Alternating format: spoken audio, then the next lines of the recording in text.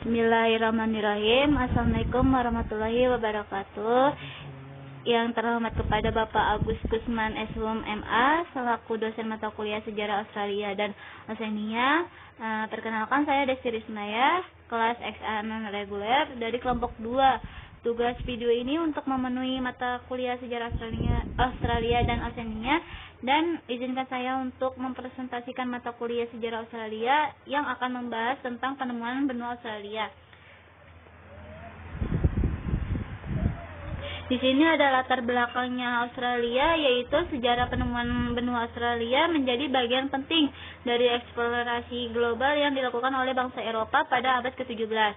Benua yang terkecil dan terisolasi geografi tersebut menjadi target eksplorasi para pelaut dari Eropa yang ingin menemukan dan menguasai wilayah baru. Penemuan benua Australia secara umumnya yaitu atau secara resminya dikaitkan dengan yang bernama William Jensen, seorang navigator Belanda. Dan di sini ada 4 pembahasan, yaitu pertama, penemuan benua Australia dalam konteks eksplorasi global abad ke-17, dan yang kedua, dampak penjajahan Eropa terhadap peradaban manusia di benua Australia. Yang ketiga, kontribusi benua Australia dalam perdagangan global dan sektor sumber daya alam. Yang keempat, ada dampak signifikan terhadap perkembangan ilmu pengetahuan. Dan pembahasan pertama yaitu penemuan benua Australia dalam konteks eksplorasi global abad ke-17, yaitu pada penemuan benua Australia pada abad ke-17 adalah bagian penting dari eksplorasi global yang dilakukan oleh bangsa Eropa. Pada masa itu bangsa Eropa tengah giat melakukan perluasan wilayah dan penjajahan laut untuk memperluas pengaruh mereka di seluruh dunia.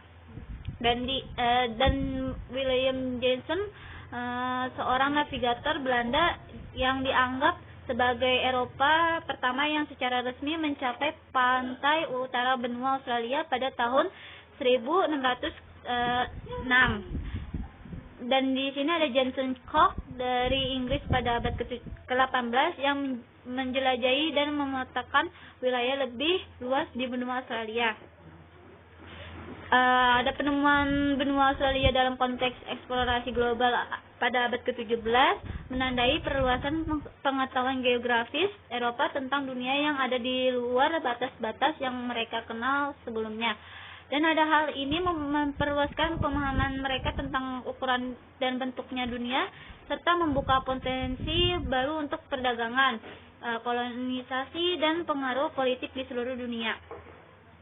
Dan di sini ada dampak penjajahan Eropa terhadap peradaban manusia di benua Australia, ada 5, yaitu pertama, perubahan budaya dan sosial, yang kedua, penjelajahan tanah, dan yang ketiga, penurunan populasi pribumi, yang keempat, eksploitasi tenaga kerja, yang kelima, perubahan ekonomi dan sosial. Kontribusi benua Australia dalam perdagangan global dan sektor sumber daya alam.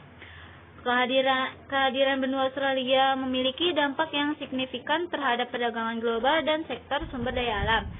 Benua ini juga menjadi pusat penting dalam perdagangan global karena kekayaan alamnya yang melimpah, yang terutama dalam sektor pertambangan dan pertanian.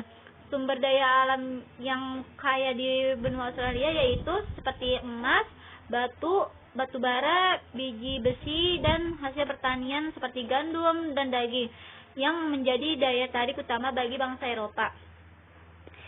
Dan ada dampak signifikan terhadap perkembangan ilmu pengetahuan, yaitu ada 3. Yang pertama, pemahaman evolusi dan adaptasi organisme hidup. Yang kedua, studi global dan lingkungan. Yang ketiga, pendorong penelitian ilmiah. Dan di sini ada kesimpulannya, yaitu ada penemuan benua Australia pada abad ke-17 oleh bangsa Eropa yang dimulai oleh bernama William Jensen pada tahun 1006, dan kemudian dilakukan oleh penerusan besar seperti yang dilakukan oleh James Cook pada abad ke-18, memainkan peran penting dalam sejarah eksplorasi global. Sekian dari presentasi saya. Saya ucapkan terima kasih. Wassalamualaikum warahmatullahi wabarakatuh.